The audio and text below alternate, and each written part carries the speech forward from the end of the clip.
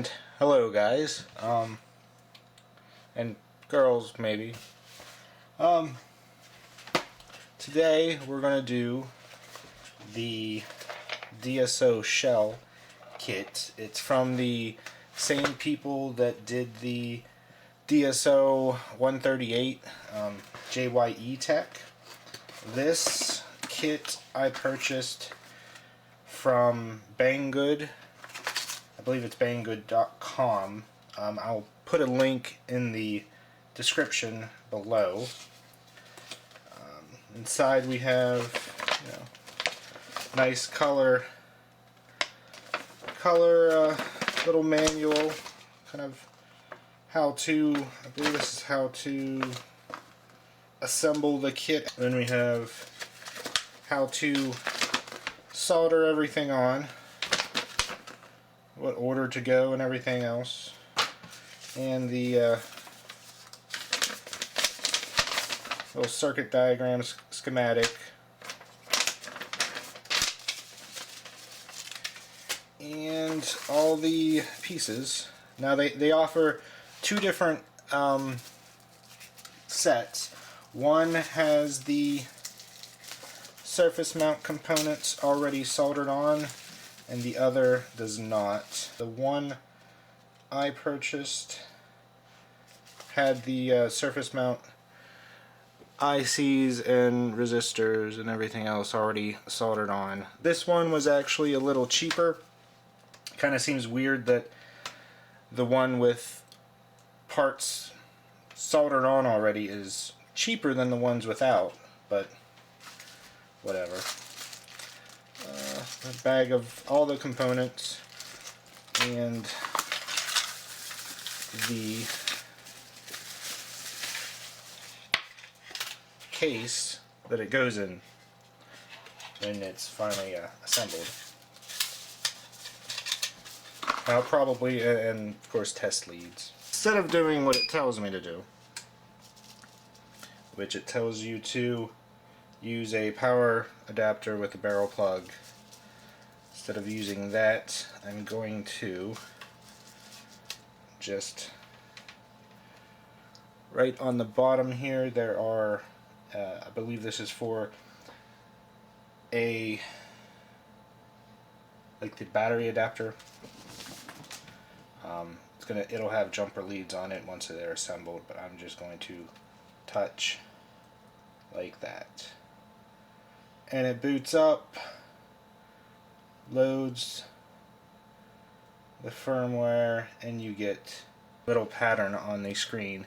And if you can see on the bench power supply on the my 853D, you can see the amp meter.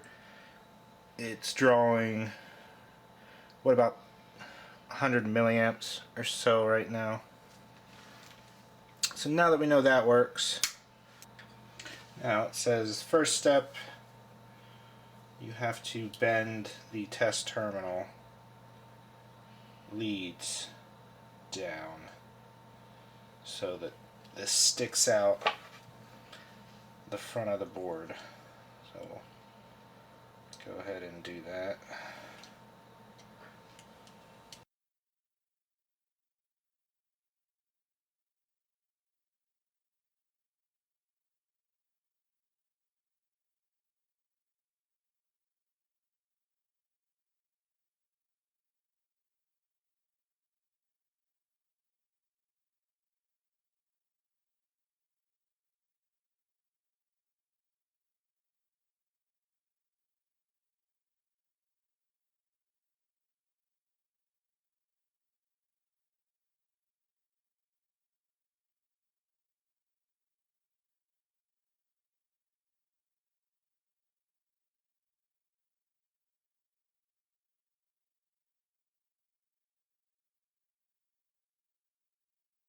I had a bit of a problem. I don't know if my iron was too hot. Did not want to take the solder. It didn't seem like it, and I thought I had destroyed the connectors. I seem to have continuity between the header I just installed down here and the resistors. So I hopefully I'm good.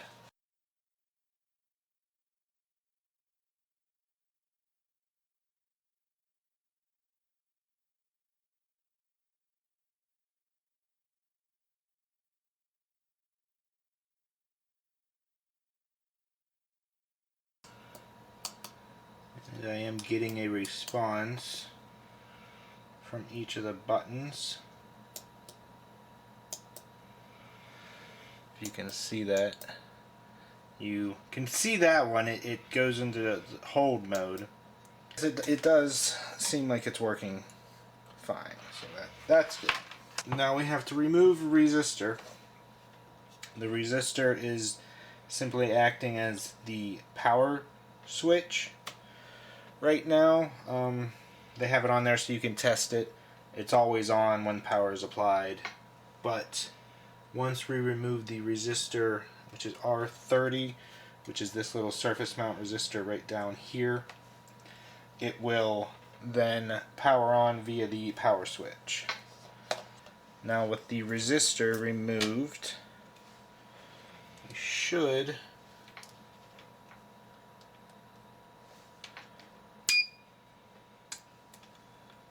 this is the power switch down here. Should be able to test that. Yeah, it's coming on. Now if I flip the switch in the other direction, it should be off. Shouldn't come on, but if I pop the switch, it comes on. Alright, so I didn't screw that up. It says to meter the resistors, but we know our color codes, so we should be good. Potentially. I'm not that great with my color code. Let's write it down. We have black, brown, red, orange, yellow, green, blue,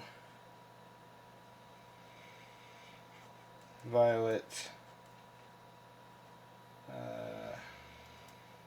gray, and white. And that is 0, 1, 2, 3, 4, 5, 6, 7, 8, and 9. So the first one we're looking for is 510. So that would be 510,000, I mean. So that would be green, brown, and then we have 4 zeros after it. So that would be yellow. So let's find. These are small. So green,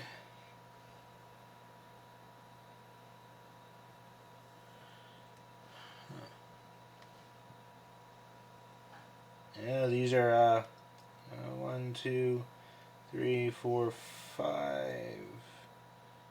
These have 5.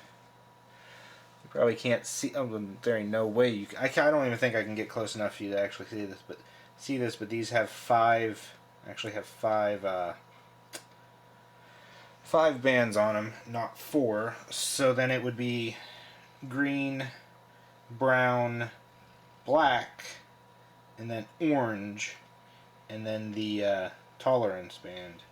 So this one here should be my 510K, and I'm actually going to test that just because I want to make sure. There we go.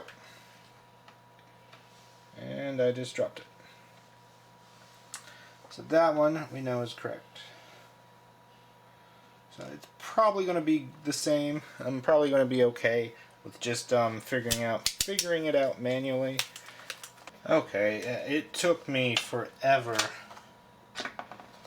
to get the screen lined up properly and secured.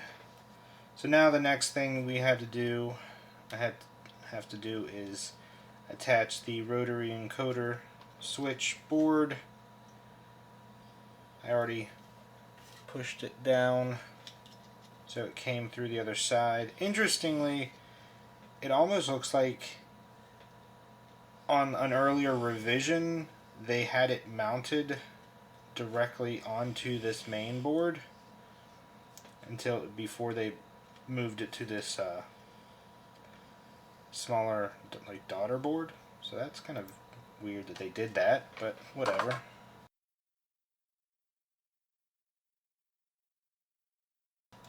To secure this board to the front panel of the case,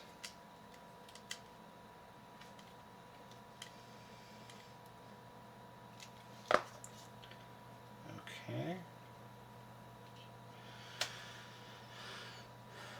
Now, it says verify voltages on the analog board.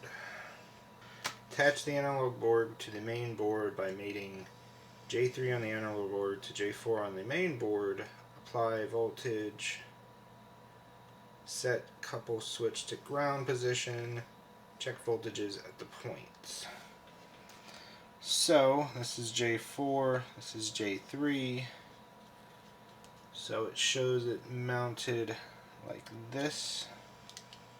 Okay, this is going to sound stupid, but I ran and stole some wires that I'm going to use for the power. Now these I'm just going to plop these on the battery connector. Okay, I end up having to steal the alligator clips from my ESR meter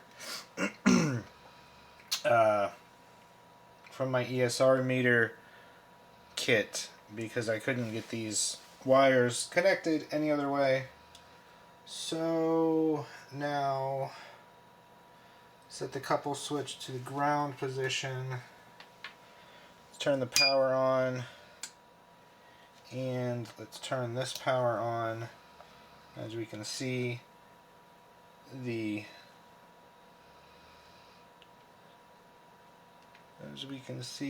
screen is running. You can kind of see that.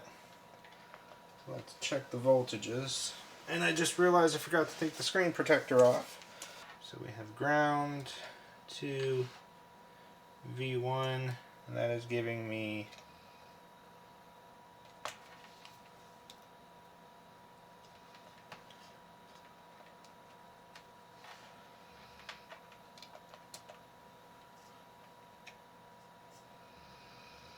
Did I forget something? Oh, no, 0 volts. It's supposed to be 0 volts. V2 should be 0 volts. V3 should be 0 volts. V4 should be 1.6. That's a little low, 1.4, but it could be my meter. V5 is here. 0.98, close enough, negative 0.98. AV minus should be negative 5.5, it's a little high. AV positive 6.88, pretty close. V minus 749, it should be 7.14. Some of these voltages are a little bit off. Weird thing going on with that, but we'll see if I have an issue. V plus down here. That is 8.3. It should be 8.25. Pretty close.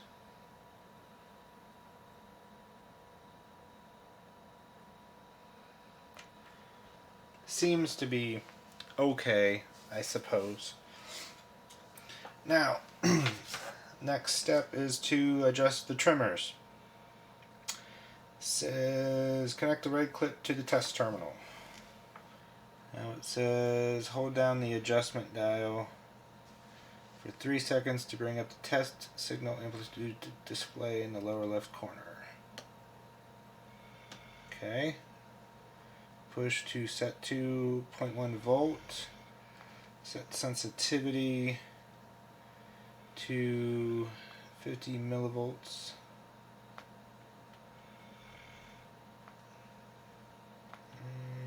50 millivolts. Adjust trigger levels so that the waveform is stable. I'm not getting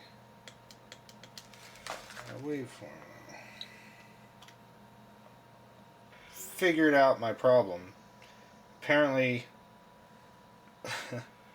for the 0.1 volt, see, I kept having this. If it'll show up on here. When trying to do the calibration for the 0.1 volt, I would just get a flat line constantly. Apparently, you have to have this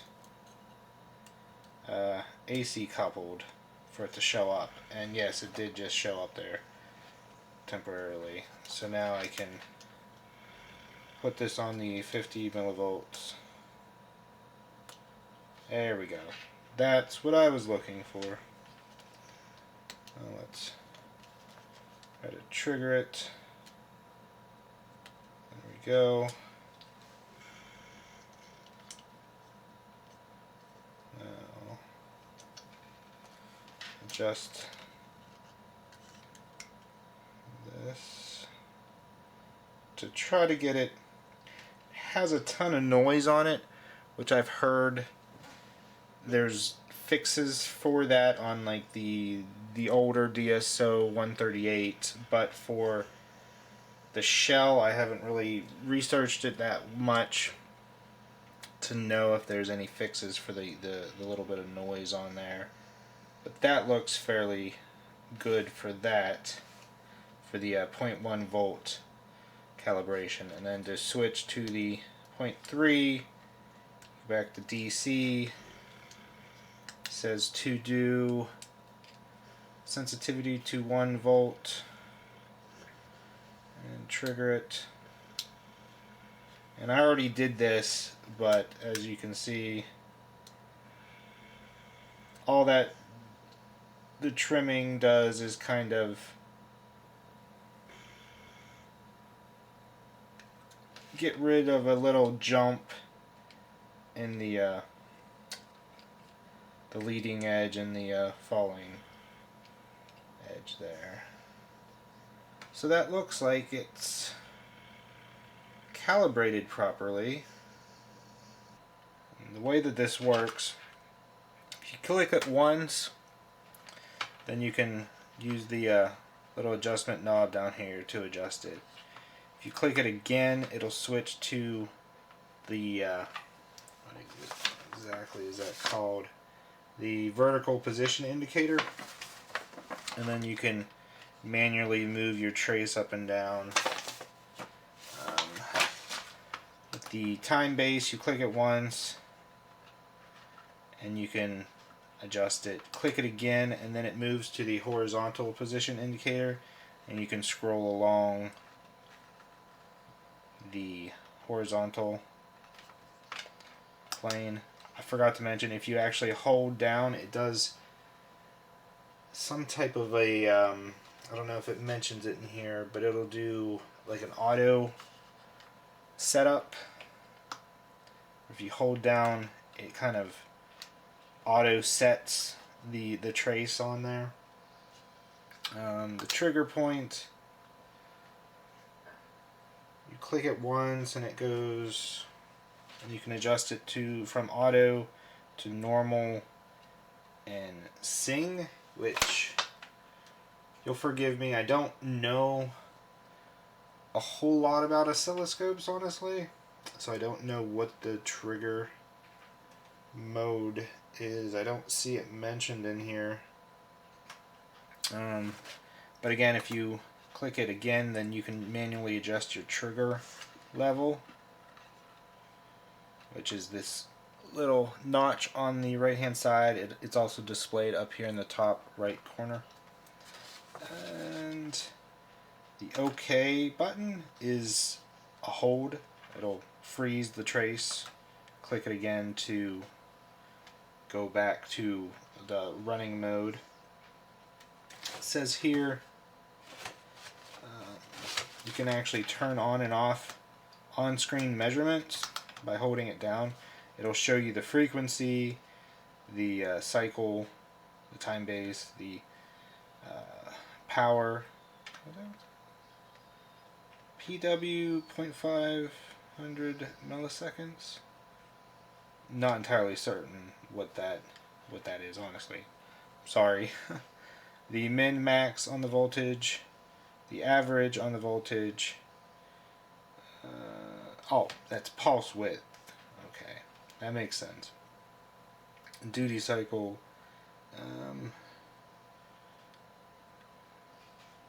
Voltage peak to peak, and voltage RMS. I'm not sure what the RMS stands for.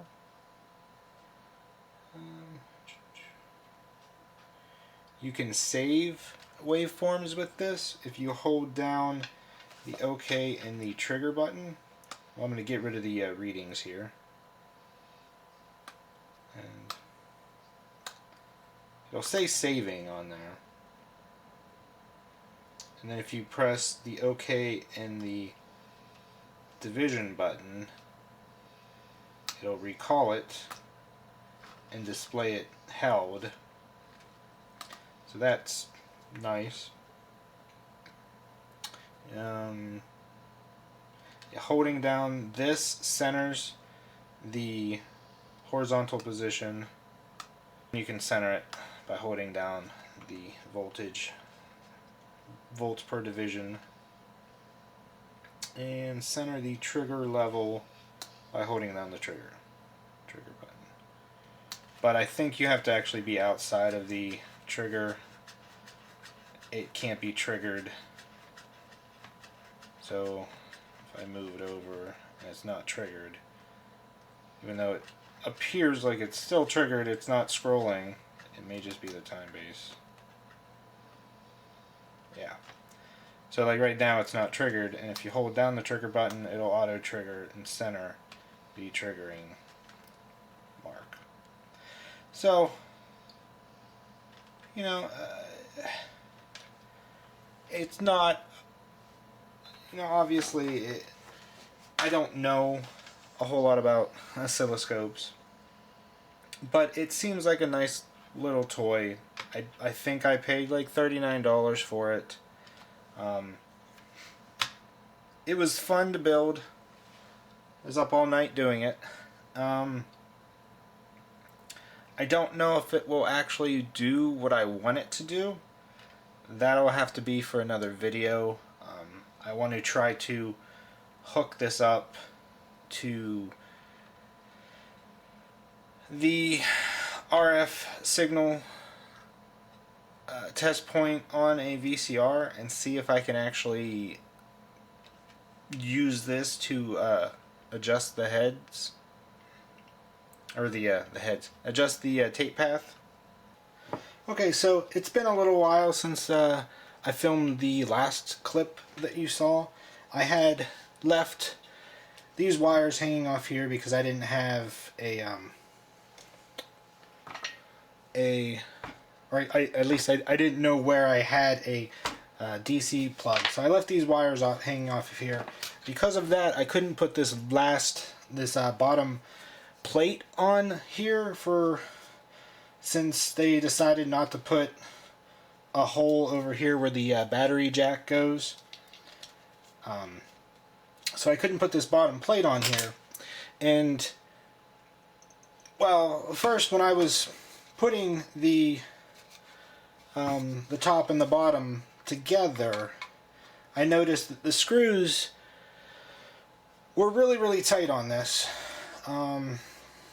And when I went to take it apart to take these wires off, since I found my barrel plug to use instead of just jumper wires, I noticed that the screws that I was supplied with actually, let me zoom in here.